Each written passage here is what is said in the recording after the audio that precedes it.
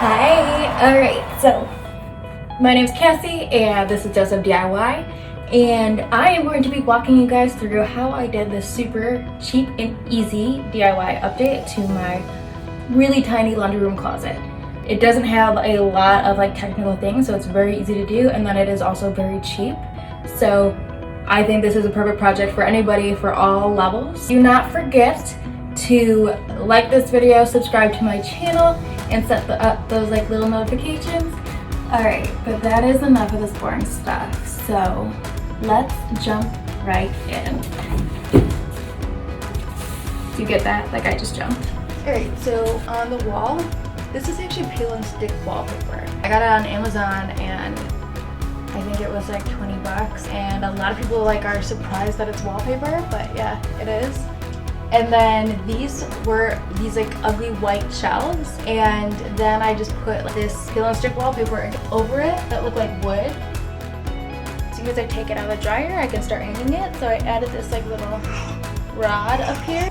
They didn't optimize this space that well, so I added these drawers, so they just screw in up here, and it's IKEA drawer for $10. And then I decided that I wanted to add a shelf.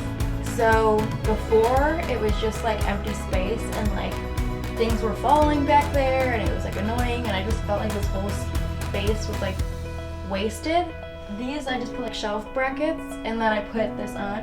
This was from my old bookshelf, so if you've seen my other tutorial, I took apart an old bookshelf and I made my bed frame with it. There was a piece left that I used for this. Because the outlet is under there, I actually cut a hole that I could then wire that through, so I could still use my iron or whatever else, my steamer or whatever I wanted to use here, to make it as convenient as possible. So I have found that if I have a place for everything, then everything tends to look a lot neater. So that is why I have that container for the dryer sheets, and I have a container for the laundry pods, and then I have a little box that I made for my cleaning supplies.